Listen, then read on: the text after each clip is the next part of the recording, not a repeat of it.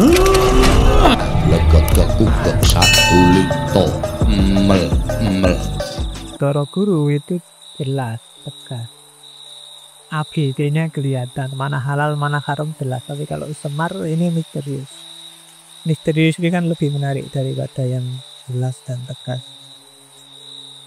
Kamu juga gitu, jangan jadi orang yang gampang ditebak, rotok misterius sedikit gitu. Kalau orang gampang ditebak itu cepat selesai, pacarmu juga cepat bosen.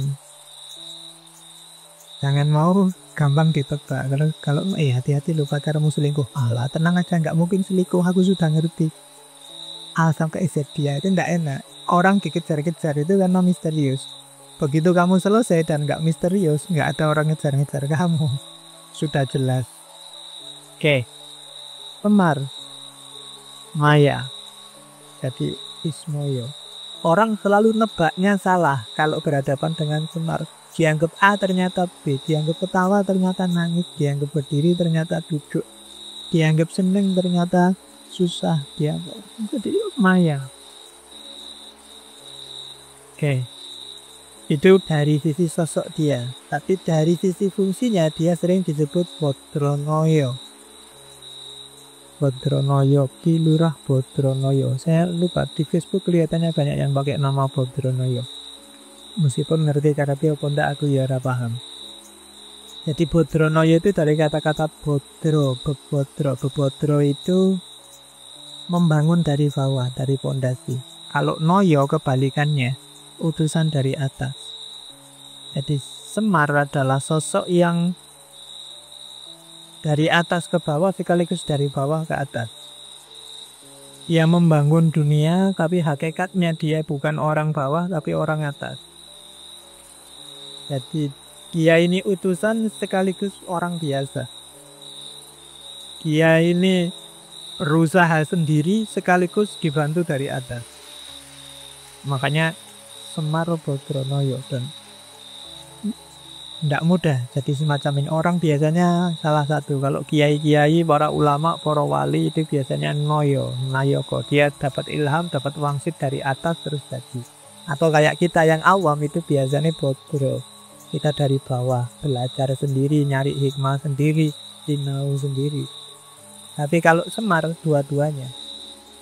Dalam banyak cerita bahkan Semar nantang kahyangan, penantang yang atas. Namanya akan disebut Semar Gugat. Jadi Semar Gugat itu Semar tidak terima kalau ada skenario dari para pimpinan dalam tanda petik termasuk Bathara Guru yang di kahyangan yang tidak adil. Kalau dia sudah merasa semacam itu, biasanya terus dia melakukan gugat. Kalau Semar sudah gugat, nggak ada yang berani ngelawan. Dan itu biasanya personifikasi terus sama orang-orang ditafsirkan kalau ada rakyat marah dan demo, itu versi Semar yang gugat, orang kecil yang marah. Tapi sebenarnya Semar nggak sekedar orang kecil. Dia orang kecil sekaligus orang besar. Dia dari bawah sekaligus dari atas. Itu filosofi namanya Semar. Dan sampai di level ini sebenarnya ini sudah kecanggihan ramuannya para wali. Untuk menyatukan di satu sosok sekaligus seorang filosof sekaligus seorang wali. Itu agak berat. Bodronoyo. Kalau dalam tradisi Persia kan ada beberapa filosof yang sekaligus wali. Filosof ketika berhadapan dengan manusia di hadapan Allah dia seorang wali. Ya mungkin kenal model-model Ibnu Arabi, Jalaluddin Rumi dan kawan-kawan. Itu bisa digelari Bodronoyo. Dari bawah ke atas sekaligus dari atas ke bawah. Dan itu seperti apa hakikatnya pasti misterius. Susah ditebak, makanya digelari Semar. Di luar dua nama ini dia punya puluhan nama sesuai cerita masing-masing. Setiap cerita kadang-kadang ada namanya sendiri. Tapi yang utama ini Semar dan Bodronoyo. Itu juga bahwa Semar itu ya Nabi Sis itu.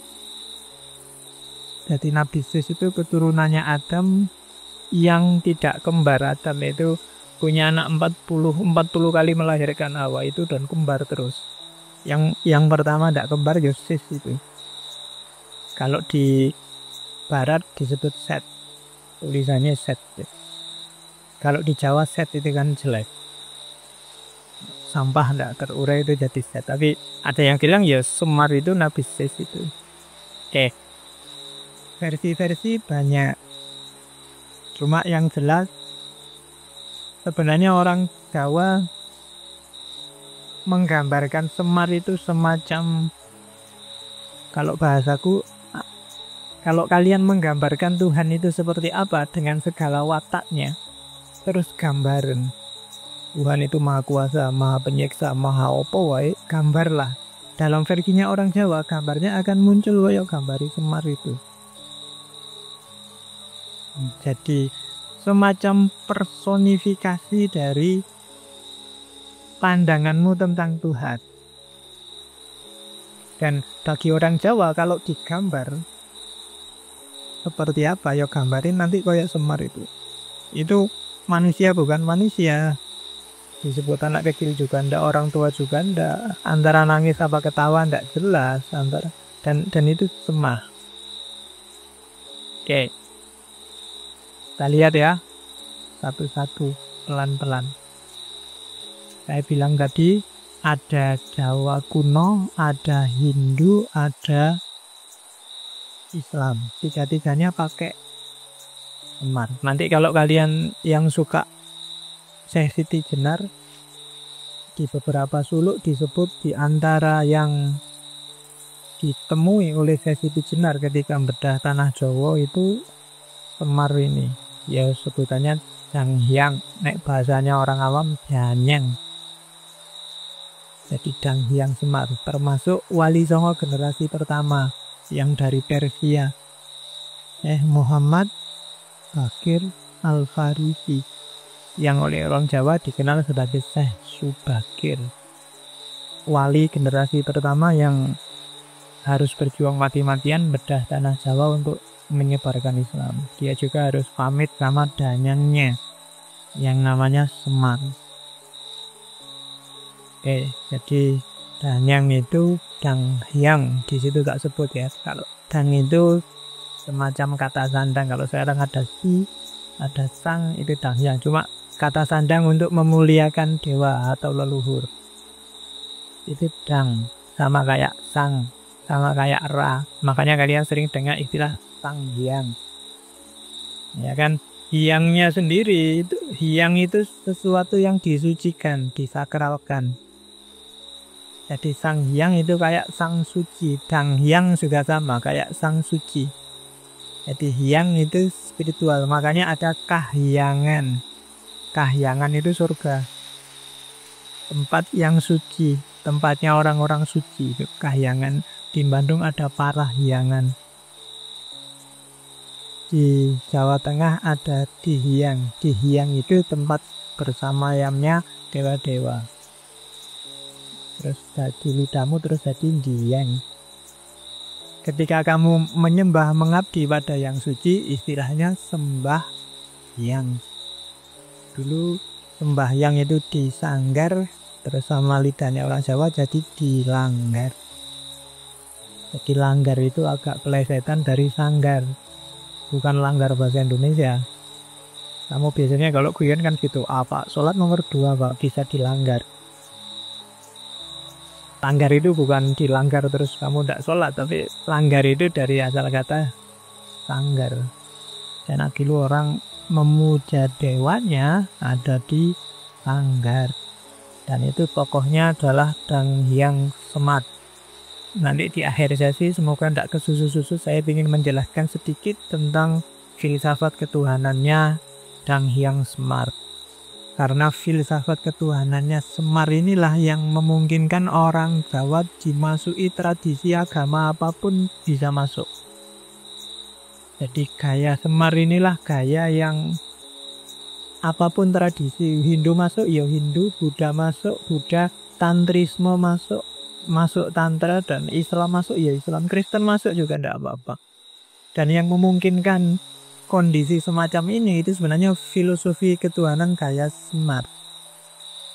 Bagi yang tertarik Islam Nusantara boleh disambungkan. Islam yang gaya Semar. Nggak ada ya Islam mazhab Semar, kamu nanti dimarahi. Dianggap aliran sesat lagi. Tambah satu lagi alirannya. Islam mazhab Semar. Padahal itu dipakai oleh para wali, ideologi dan beberapa tokoh Sufi juga sebenarnya ajarannya mirip-mirip aja sama Dang Hyang Semar. Terus nanti Hindu masuk. Hindu yang masuk ini nanti ketika Hindu masuk ada semacam adaptasi, dikesankan bahwa Semar ini mengejoan entah apa. Menitis pada tokoh namanya Resi Agastya. Sebenarnya mungkin bukan nitis ya, karena Resi Agastya ini resi yang Siwa, alirannya Siwa yang dari India, yang emang dia dakwah kemana-mana sampai masuk ke Nusantara. Dan orang Jawa menyebut, yang sudah Hindu zaman itu menyebut ya Resi Agastya itu Semar. Itu yang digambar itu patungnya. Jadi ya memang sosoknya agak mirip, perutnya agak buncit.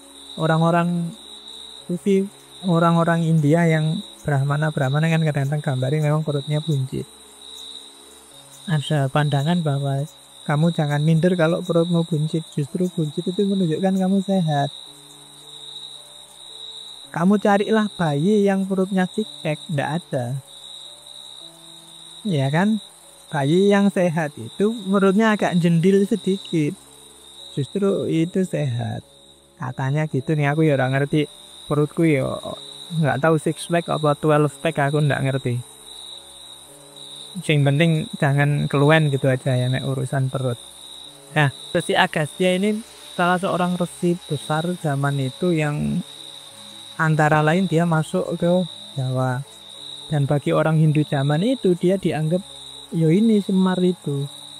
Nanti ada candinya di Malang karena zaman itu ada seorang raja namanya Gajayana, yang nama Gajayana ini nanti dijadiin stadion di Malang, yang bikin kuil khusus untuk Resi Agastya plus patungnya. Nanti kamu cari, saya lupa nama desanya, sing tak ingat kecamatannya, Kecamatan Dau. Di sana ada candi namanya Candi Badut. Candi Badut itu artinya bintang. Dut itu dari diut. Diut itu artinya cahaya. Dan itu dipersembahkan untuk Resi Agastya. Kenapa kok sekarang kalau kamu ulang tahun ngundang badut? Karena badut lah yang bisa bikin orang ceria. Pikiranmu jadi terang, tercerahkan, nggak sumpek. Meskipun terus konotasinya balik 180 derajat sekarang. Candinya lucu, namanya Candi Badut. Karena sosok orangnya ya semacam itu. Oke, gambarnya kan lucu memang. Susunya besar, meskipun nggak pakai BH. Terus ya kan cowok kan masuk pakai BH. Perutnya jendil. Dan kalau dalam cerita pendeta yang kawin itu Resi Agastya ini. Karena di antara ujiannya dia adalah dia jatuh cinta sama putri seorang raja. Kamu cari sendiri, kamu baca sendiri ya. Semangat yang dibawa di Hindu mirip kayak semangatnya Dang Hyang Semar. Oh ternyata tidak beda ya sama ajarannya Semar dulu. Kok dilihat dari sosoknya jangan-jangan ya ini Semar itu. Nah itu Resi Agastya. Nanti netis banyak dalam sejarah, termasuk di puncaknya sebelum Islam datang, Mojopahit. Ada seorang resi, kamu hanya kenal gelarnya, Sabdopalon. Itu bagi orang Jawa zaman itu dia juga titisanis Semar. Karena ajaran-ajaran yang dibawa sangat mirip dengan itu. Nah, nanti selanjutnya Wali Songo datang. Semar dipakai lagi oleh Sunan Kalijaga dan kawan-kawan. Cuma sekarang dimasukilah sisi keislaman. Dan mudah. Kenapa? Karena roh dan semangat ajarannya sama sebenarnya. Yang beda mungkin fisik. lahiriah penyembahannya, tapi peruhnya sama. Maka dengan mudah Sunan Kalijaga dan kawan-kawan mengadaptasikan Semar dan kawan-kawan masuk ke cerita Mahabharata dan Ramayana, meskipun aslinya nggak ada, tapi dimasukkan di sana. Ya termasuk yang serat-serat ada tadi. Serat pertama sebenarnya yang cerita tentang Semar itu ada serat namanya Serat Sudomolo. Serat Sudomolo ini cerita yang nanti melahirkan tradisi ruwatan. Yo kamu cari sendiri isinya, di situ nanti Semar muncul sebagai yang momong Sadewo. Sadewo itu Pandhawa yang paling ragil. Yang dia ini nanti yang satu-satunya yang bisa membebaskan Betari Durga dari kutukannya. Betari Durga itu awalnya istrinya Bathara Guru, cuma karena dimarahi oleh Bathara Guru karena diajak main tidak mau. Di suatu ketika jalan-jalan di atas laut, Bathara Guru, ya istrinya sih namanya Dewi Umo. Dewi Umo ini ya karena cakep, pas jalan-jalan Bathara Guru ingin ngajak itu. Kamu ngerti itu ya? Ya, karena ingin ngajak, cuma Dewi Umo ini tidak mau, di luar di atas laut ya malu toh ya. Nah terus saking nafsunya sampai air maninya Bathara Guru netes ke laut, dan dari situ nanti lahir namanya Bathara Kala. Nah terus Betari Umo ini yang nolak, dimarahi sama Bathara Guru, terus dikutuk jadi raksasa perempuan namanya Betari Durga. Nanti dia kalau di wayang punya keraton namanya Gondomayu. Dan yang bisa membebaskan dia dari kutukannya itu ya Betari Durga ini, Sadewo ini. Cuma kan nggak gampang untuk bebas dari kutukan. Yang ngawal, yang ngasih nasihat terus menerus ini Semar. Dari situ nanti lahir ruwatan. Biasanya ceritanya ya cerita ini kalau wayang ruwatan. Nggak boleh sembarangan, ada tradisi sakralnya. Sebenarnya banyak makna-makna simbolik. Ya kapan-kapan kalau ada sesi lowong kita belajar filsafat wayang. Karena filosofinya lumayan. Cuma kapan-kapan saja. Hari ini kita kenal Semarnya dulu. Kita kenal, saya bilang kita masuk ke pinggir-pinggir, nyari bungkus-bungkusnya dulu. Ada apa yang kita bisa ambil dari Semar. Dimulai biar banyak hikmahnya. Dongengnya kapan-kapan atau kalian baca sendiri ceritanya. Gue tak cerita gitu. Karena ceritanya kalau wayang itu kan satu cerita itu bisa dinarasikan, padahal ceritanya pendek, kalau kamu tulis paling bisa 2-3 halaman kuarto, tapi begitu nyampe di mulutnya seorang galang dia bisa jadi semalam. Jadi itu sekedar cerita bagaimana Gatotkaca gugur itu tak jelasin 5 menit selesai. Tapi kalau dalang tewasnya Gatotkaca itu bisa jadi 1 malam. Ganti adegan, karena itu tidak sembarangan. Jadi dalang termasuk kesenian yang tidak bisa dipelajari, butuh bakat dan tirakat. Tidak semata-mata kamu hafal dialognya kayak sinetron atau kayak film. Hafal dialog aja nggak cukup, ngerti cerita aja nggak cukup. Itu kalau bahasanya Sedusenaser itu semacam seni sakral yang tidak sembarangan orang bisa. Oke, kita lanjutkan. Kita telusuri dikit-dikit ada filosofi apa yang mungkin berguna untuk hidup kita dari si Semar ini. Saya bilang tadi, Semar adalah narasi, adalah deskripsi orang Jawa tentang seperti apa sih ketuhanan dan kebertuhanan itu. Terus Semar sering digambarkan warnanya hitam. Itu tidak untuk nyindir bahwa orang Jawa kulitnya hitam. Tapi para wali punya filosofi sendiri, karena unsur 4 itu kan api, angin, yang paling mantap itu kan bumi. Bumi itu warnanya hitam. Hitam itu simbol dari bumi. Dan dianggap unsur yang paling tinggi. Kenapa dianggap unsur yang paling tinggi? Filosofinya 3. Yang pertama, bumi itu, tanah itu sifatnya teguh, diam, diinjak-injak, ya kan? Dijarah-jarah, kamu apain aja tanah itu tetap teguh. Bahkan dia melindungi apapun yang semula ngerusak dia. Besok kamu mati kembali ke bumi juga bumi ndak menjepit kamu, ndak marah-marahin kamu, ya monggo.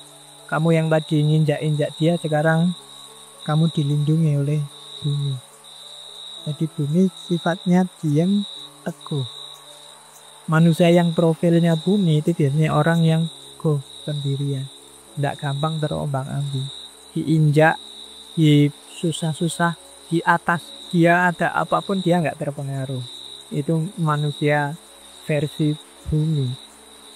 Bahkan yang kedua, semua unsur yang lain, api, air, dan angin, itu dia bisa eksis dalam wilayah bumi. Tapi bumi tidak pernah sombong, tidak pernah gaya. Semar itu lebih sakti dari dewa manapun, tapi dia tidak pernah menunjukkan bahwa dia orang hebat, orang sakti. Tiap hari hanya cengenges-cengenges, ngasih nasihat sama yang dia ngomong dan seterusnya. Itu dayanya bumi. Dia punya segalanya. Api bisa menyombongkan diri dengan kedahsyatannya, air dengan kekuatannya, apalagi angin. Tapi semua bisa eksis kalau ada bumi. Dan buminya sendiri nggak pernah pamer. Dia nggak pernah sombong. Yang terakhir, bumi diapain aja, dia selalu mempersembahkan yang baik-baik. Kamu jahat, kamu kurang ajar, kamu angkara murka, bumi selalu ngasih kamu yang baik. Ngasih tumbuhan, ngasih makanan, ngasih kehidupan, itu bumi. Maka Semar dikasih warna hitam, simbol dari keteguhan, simbol dari kemanfaatan, simbol dari ketidaksombongan. Apa air, api, dan angin tidak penting, tapi semua berada di bawah levelnya bumi dan tanah. Oke, itu filosofi warna hitam. Makanya Semar digambar pakai warna hitam. Jadi kalian yang kulitnya hitam tidak usah minder. Filosofinya tinggi kalau ditanya kamu. Jadi kalau kulitmu kok hitam, loh jangan salah, hitam itu unsur yang paling tinggi. Karena dia melambangkan bumi. Lumayan tau kamu dapat dalil untuk pede pas kulitmu hitam. Oke, jadi itu filosofinya warnanya dia. Jadi dari warnanya kita bisa ngambil hikmah. Jadilah bumi yang tidak gampang terpengaruh, dijajah orang seperti apapun, diangkara murkai orang kayak apapun, kamu nggak terpengaruh, bahkan selalu ngasih yang baik-baik. Setinggi apapun kemampuanmu, sedahsyat apapun kekuatanmu, kamu nggak pernah menonjolkan diri. Jadi kamu dahsyat tapi tidak sombong. Kamu teguh, tidak mudah terpengaruh, dan kamu selalu memberi yang baik dan yang terbaik untuk yang lain. Itu versinya bumi. Dan bisa kamu ambil pelajaran dari sosoknya Semar. Sekarang dari segi fisik. Terus pakai kacamata sekarang. Jadi coba cek gambar itu. Kalau narasinya Semar itu bukan laki-laki, bukan perempuan. Meskipun selama ini kesanmu selalu laki-laki ya, karena dunia ini agak patriarkal, seolah-olah Semar itu cowok. Sebenarnya dia tidak laki-laki, tidak perempuan. Terus tangan kanannya ke atas, tangan kirinya ke belakang. Jadi kalau jalan, mungkin ada yang sering nonton wayang wong apa dulu dia jenaka, selalu tangan ini ke atas terus satu tangan ke bawah. Kamu bisa bandingkan dengan tarian Whirling Derwishnya Rumi. Itu kan juga satu tangan ngatas ke atas, satu tangan turun ke bawah. Itu simbolisme bahwa kita tunggu anugerah dari atas, tapi kalau sudah dapat, pada saatnya harus kamu bagi ke bawah, jangan egois. Ilmumu, pengetahuanmu, kemampuanmu, bakatmu, kapasitasmu, itu semua kan pemberian dari atas. Cuma jangan berhenti kamu nadong ke atas, pada saatnya kamu harus ngasih ke bawah. Dan itu simbolisme Semar versi para wali. Terus yang ketiga, dia anak-anak sekaligus tua. Wajahnya sangat tua, tapi dia punya kuncung sehingga kesannya kayak anak-anak. Kalau kalian kan wajahnya tua, tapi aslinya kan iya. Nah kalau Semar itu anak-anak sekaligus orang tua. Jadi manusia yang utuh, insan kamil itu ya harus lengkap. Dia punya sisi anak-anak yang jernih, tapi juga punya sisi orang tua yang matang. Anak-anak itu kan jernih, pikirannya belum ada apa-apanya, belum terkontaminasi macam-macam. Sementara orang tua itu menang-dimakan. Jadi wajahnya sangat tua tapi punya kunjung. Berarti dia matang sekaligus jernih. Dan itu berat. Tapi gambarnya ya jadinya lucu kayak gitu. Orang tua tapi punya kunjung. Oke. Terus biasanya Semar ini kalau diwayang, apalagi diwayang orang, gambarannya dia matanya rembes. Apa ya rembes itu? Bahasa Indonesianya apa matanya rembes itu? Jadi berkaca-kaca ya, berbesmili itu kan. Oh, ini kalau rembes itu terus-terusan. Jadi berkaca-kaca terus. Apa ya? Bahasa Indonesia nggak lengkap ya. Matanya ya rembes, orang Jawa yang ngerti. Jadi selalu berair. Jadi terus berair. Iya. Cuma mulutnya selalu ketawa. Jadi matanya rembes, selalu berair, tapi selalu senyum, selalu ketawa. Itu gabungan antara keprihatinan dan antara duka dan suka. Itu hidup. Jadi analoginya para wali untuk menggambar manusia yang utuh itu ya bisa senang, bisa sedih. Terus ya dalam dialog dia sering ketawa karena lucu. Cuma di akhir ketawa nadanya mesti nangis. Itu Semar. Di paradok. Terus yang terakhir, dia ini sebenarnya berdiri sama duduk tidak jelas. Disebut duduk iya, disebut berdiri juga ya, itu berdiri apa duduk ya tidak jelas. Kalau di Purwocarita tadi, kenapa kok bawahnya besar sekali? Di seratnya Ronggo Warsito ada cerita bahwa 3 saudara ini, Togog, Bathara Guru sama Semar, satu ketika rebutan siapa yang berhak ganti Sang Hyang Tunggal. Akhirnya lomba siapa yang paling cepat makan gunung. Jadi lomba makan gunung. Nah, yang pertama nyoba makan itu Togog. Togog itu nekat gunung diambil ditelan. Cuma karena nggak muat terus bibirnya robek, panjang itu. Makanya bibirnya terus robek. Nah, Semar yang ngerti, wow itu nggak bisa, kalau ditelan berarti bibirnya robek. Akhirnya yang enak dimakan dikit-dikit aja, yang penting habis. Dimakan dikit-dikit, cuma resikonya terus perutnya jadi ya besar luar biasa. Sebelum Bathara Guru ikut perlombaan, ketahuan sama bapaknya, terus dimarahi dan diusirlah ke bumi. Itu versi Islam Jawa tentang Semar. Cuma ini sebenarnya ingin menggambarkan dia ini antara berdiri dan duduk itu tidak jelas. Makanya namanya Semar. Dia samar, dia maya. Setiap bagian dari dirinya itu sebenarnya simbol-simbol luar biasa. Dia punya banyak makna. Itu simbolisme fisiknya. Oke, terus kelanjutannya. Semar itu kuncungnya 8. Kuncung itu ada yang di rambutnya itu. Bukan yang di belakang loh ya, di depan. Kuncung itu di depan. Nah, kuncungnya. Sekarang jarang orang cukur model kuncung ya. Kalau zaman saya kecil, syukurin mesti kuncung. Jadi sini tuwis, terus ini tinggal kayak Ronaldo zaman Piala Dunia ya, kayak jambul. Cuma itu kalau Semar itu 8 biasanya kayak gitu. Kalau Semar 8, jadi bisa dibayangkan. Cuma 8 ini simbol dari kekuatannya dia.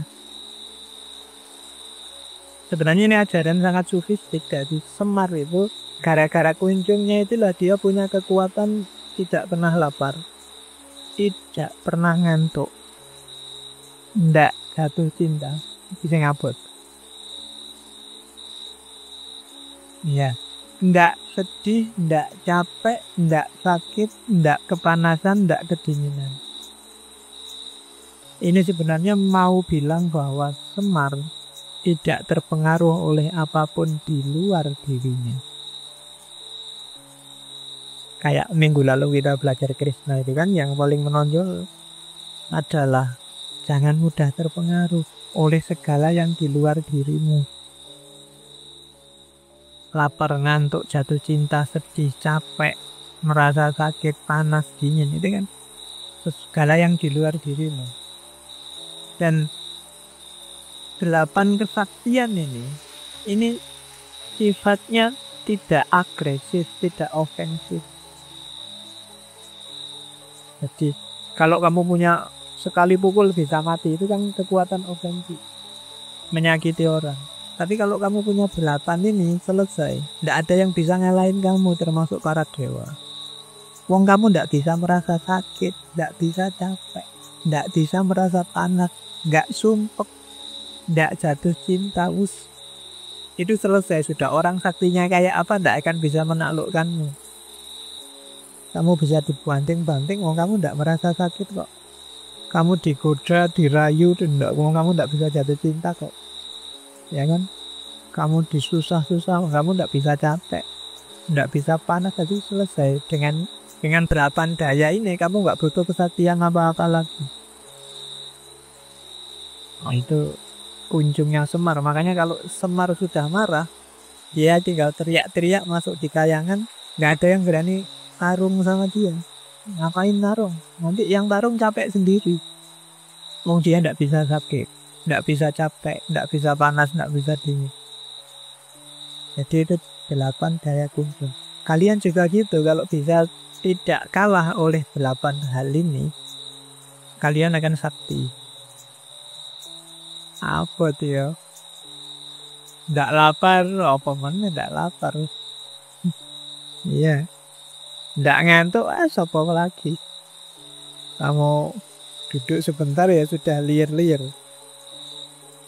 Tidak jatuh cinta, sang soyo. Baru diputus saja kalau ada yang ya ayo.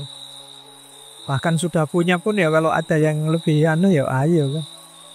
Jadi tidak mungkin. Tidak sedih, kamu tidak mungkin kan, tidak bisa sedih. Tapi kalau bisa jadi nggak sedih bagus. Tidak merasa capek. Ini susah wes. Ndak menderita sakit, ndak kepanasan, ndak kedinginan. Kalau kamu bisa mengatasi ini, kamu sakti.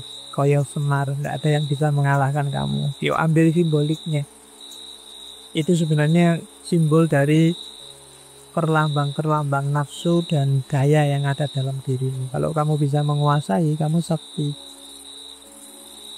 Tidak lapar, ya manusia mesti lapar. Tapi lapar jangan sampai menaklukkanmu. Jangan sampai bikin kamu lupa prinsip. Jangan sampai bikin kamu menghalalkan segala cara. Itu berarti kamu sudah menaklukkan lapar. Ngantuk juga begitu. Jatuh cinta juga begitu. Jangan sampai jatuh cinta bikin kamu takluk. Jangan sampai rasa suka pada yang lain bikin kamu mengorbankan banyak prinsip hidup yang bagus yang lain. Boleh jatuh cinta tapi kuasai dan taklukkan jatuh cinta di bawah kontrolmu. taklukkan itu semua, maka kamu jadi sakti. Bukan berarti nggak bisa lapar, nggak mungkin. Bisa lapar, tapi kamu tidak akan kalah hanya oleh lapar. Itu simbol 8 daya yang ada di kunjungnya semar. Kelihatannya simple kalau diomongkan. Cuma nek dipraktekke ndak gampang, tapi harus latihan. Ya kan? Jalan banyak, kamu sejak manusia langit kan dikasih banyak sekali alternatif untuk jadi manusia yang utama. Ya pilihlah salah satu yang kamu merasa cocok. Oke, jadi hari-hari ini kita levelnya belum orang yang melakukan suluk ya, tapi kita baru orang yang milih jalan. Nanti kamu pilih yang mana ya monggo. Jangan GR kamu langsung, wah saya sekarang sedang suluk. Suluk apa, kamu jalannya aja belum paham. Suluk itu kan orang yang menempuh perjalanan. Untuk bisa menempuh perjalanan yang kamu harus paham jalannya. Begitu salah jalan, kamu akan dianggap sesat, nanti diserbu FPI. Jangan khawatir. Oke, jadi itu 8 daya kunjung. Terus jingle. Tulisannya jingle, motornya jingle. Jingle itu jalan manapun setiap kali menampilkan Semar, kalimat pertama yang diucapkan pasti itu. Bergegek, ugek, mel sak ndulit. Kadang-kadang dibaca sak ndulito langgeng. Kadang-kadang nggak pakai langgeng tapi ole-ole. Tapi itu intonasinya lucu nek, karena saya bukan dalang ya ora iso lucu. Mungkin yang kamu bisa dalang bisa mengintonasikan itu dengan bagus. Jadi bergegek, ugek, mel sak ndulit langgeng. Bergegek itu kamu diam nggak ngapa-ngapain, ugek itu bergerak-gerak, mel itu mengais-ngais nyari makan, sak ndulit ya sak ndulit, langgeng itu abadi. Itu filosofi hidup untuk aktif, jangan pasif. Bergegek, daripada kamu bergegek, ugek lah. Gerak-geraklah, berupayalah, berusahalah. Mel, yaitu makna harafiahnya nyari makan, tapi cari apapun yang memang kamu pingin cari. Mimpimu apa, tujuanmu apa, kais lah. Tak dulit, meskipun hasilnya cuma sangat sedikit, cuma sak dulit. Sak dulit itu kalau kamu pakai sabun colok terus mau dulit, itu kan sak dulit namanya. Cuma akan langgeng. Kenapa langgeng? Kamu nikmati karyamu. Rasanya beda daripada kamu dikasih orang atau tidak menghasilkan apa-apa. Kamu nulis sendiri dan jelek, itu lebih langgeng daripada jiplak tulisannya orang lain. Nulis jelek itu dulit kan, isone mau sidik pak jelek lagi, tapi itu langgeng. Lebih abadi, lebih masuk dalam jiwamu. Jadi jangan bergegek. Nah, barang siapa yang sekarang bergegek, ugek lah. Nah, itu nasihatnya semua. Mel sak dulit langgeng. Jadi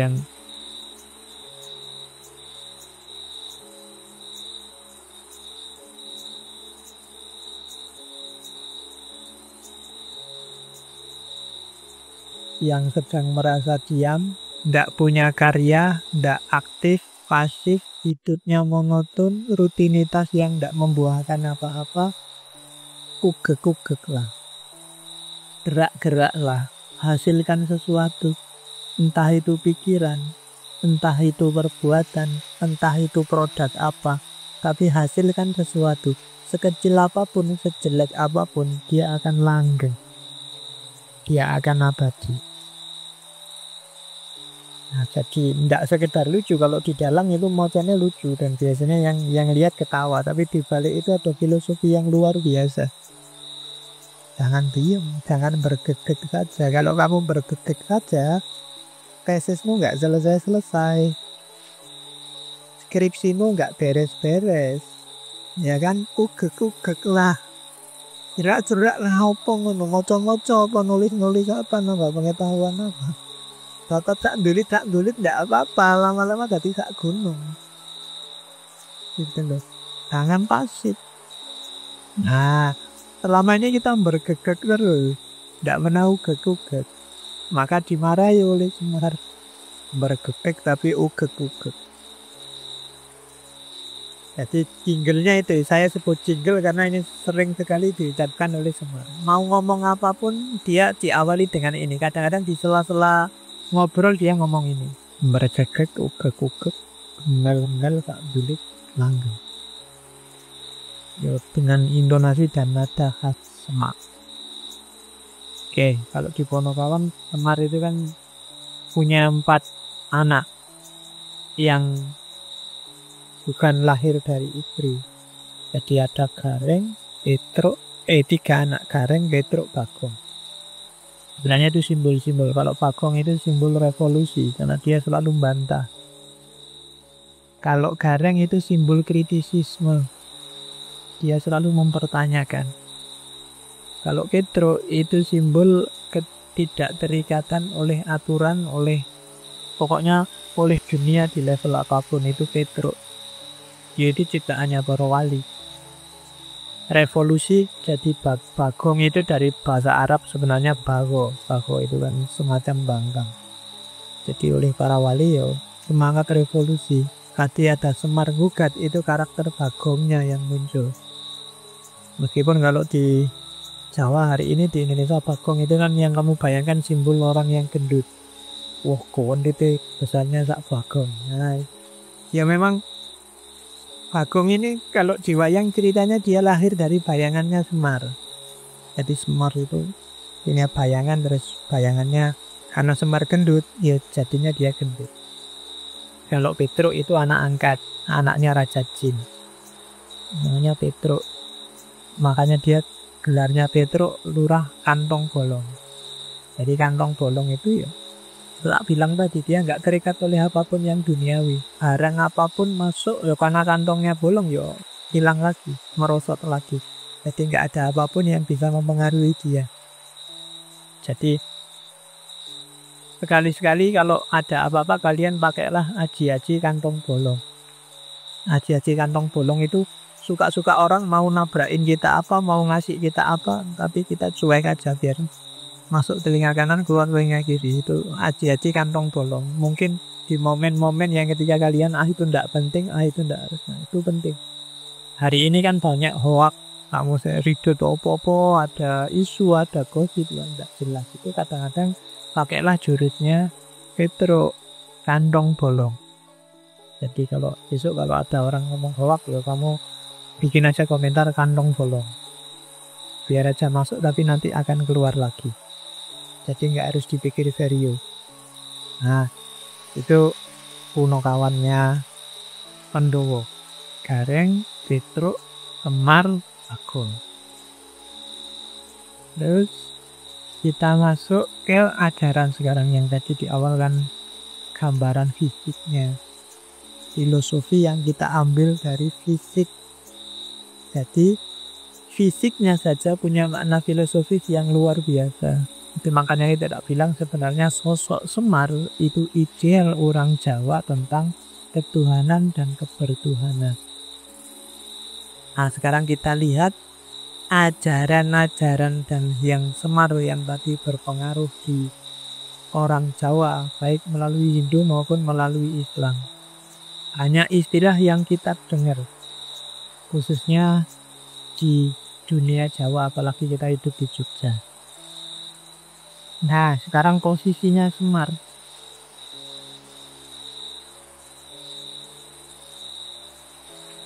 Yang pertama, Semar, dari semua orientasi kan jelas paling tidak dia punya 2 posisi. Dia dewa yang kamanungsan. Jadi dewa yang memanusia. Jangan salah, orang Jawa lebih suka dewa yang memanusia daripada manusia yang mendewakan diri. itu sebabnya orang Jawa lebih suka Siwa daripada Wisnu. Kemarin cerita Krishna itu kan Wisnu. Krishna itu kan manusia yang mendewa. Aslinya manusia, anaknya manusia biasa yang mendewa jadi dewa. Itu sama Siwa. Kalau Siwa ya dewa, turun ke bumi dia sebagai dewa. Kalau di wayang Siwa itu kan jadi Bathara Guru itu. Jadi orang Jawa lebih suka dewa yang memanusia dibandingkan manusia yang mendewa. Kalau ditarik ke dunia yang sekuler, berarti orang Jawa lebih suka pemimpin yang merakyat daripada rakyat yang gaya jadi pemimpin. Jadi makanya Semar lebih disukai. Dan agama besar sebelum Islam kan Siwa Buddha, bukan Wisnu Buddha. Jadi dari Hindu cuma diambil Siwanya.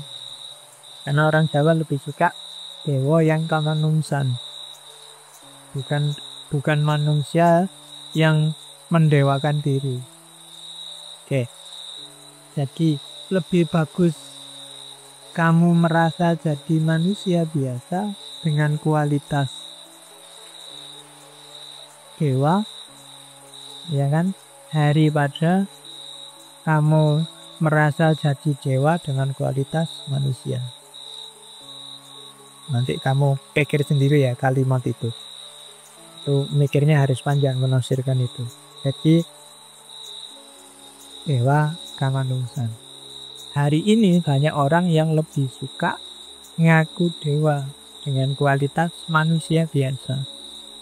Ngaku dewa itu ngaku jadi orang soleh, ngaku jadi orang pinter, ngaku jadi ustadz, ngaku jadi, kan banyak yang ngaku. Jadi jangan panik dengan orang yang ngaku-ngaku jadi dewa, karena itu cuma ngaku. Dewa yang sejati hakikatnya pasti samar, maya. Tidak sembarangan orang bisa menangkap. Makanya kalau dalam kajian sufi ada debat panjang apakah seorang wali itu ngerti kalau dirinya wali. Karena begitu dia ngerti kalau dirinya wali, kewaliannya dipertanyakan. Itu susah, itu bulat itu kalau di tasawuf, diskusinya tidak selesai-selesai. Di hikam itu masih debatable, tafsirnya bisa macam-macam. Jadi apakah seorang wali itu ngerti? Kalau ada yang bilang kalau dia wali yang sejati dan sampai di puncak kewaliannya, justru dia dijaga oleh Allah dari ngerti kalau dirinya wali. Karena begitu dia ngerti kalau dirinya wali, pasti di situ ada rasa akunya, rasa dirinya sendiri masih ada, dirinya sendiri sebagai wali itu. Dan itu semacam kesombongan. Dan kalau orang masih ada bibit itu, sebenarnya dia belum wali. Maka siapapun yang merasa wali, pasti belum wali. Oh, itu susah itu ilmu nih. Kamu padahal sudah bercita-cita jadi wali sejak kemarin. Tapi kok ya teori ini berubah. Termasuk kalau kamu merasa, jangan-jangan aku ini wali, Pak, suatu wae itu jenisnya. Jadi justru yang wali yang sejati nggak mikir ke situ. Dia merasa orang yang paling kotor, orang yang paling jauh dari Allah, orang yang paling banyak dosa. Justru itu. Jadi semakin kamu mengklaim dirimu benar, paling dekat dengan Allah, paling bagus, paling soleh, itu alamat bahwa kamu belum di apapun yang kamu klaim. Oke, yang kedua, Umar sebagai ponokawan ya. Kalau orang sering salah menyebutnya punokawan, sebenarnya yang pas ponokawan. Pono itu artinya ini, isinya jelas. Jadi Semar dan anak-anaknya jadi ponokawan, maksudnya dia jadi teman yang ini punya visi jelas bagi juragannya, bagi yang dia temani. Maka para Pandhawa itu punya ponokawan, dia punya teman yang mikirnya jernih. Pono itu artinya kejernihan visi, kejernihan pemikiran. Jadi Semar posisinya itu teman paling bagus bagi orang yang dia temani, ponokawan. Jadilah kalian semua ponokawan.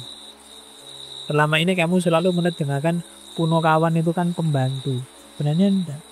Ponokawan itu teman yang bisa ngasih nasihat jernih, bukan nasihat tendensius. Tidak sekedar basa-basi untuk menyenangkan, yang berani bilang jelek kalau jelek, bagus kalau bagus. Yang bisa ngasih solusi kalau ada persoalan. Yang bisa mendudukkan permasalahan sesuai porsinya. Itu namanya ponokawan. Dan itu yang dilakukan oleh Semar pada Pendowo, pada yang dia ngomong. Jadi kalau tuannya sudah mulai tidak beres, dia tidak segan-segan ngeritik. Itu ponokawan, teman yang jernih, yang bisa diajak diskusi. Kalian semua harus jadi ponokawan bagi teman kalian, saling memponokawani, saling menjernihkan. Jadi bukan kuno. Biasanya di banyak buku pakai istilah kuno. Oke, jadi posisinya Semar itu, dia seorang dewa kamanungsan, tapi sekaligus dia sebagai ponokawan.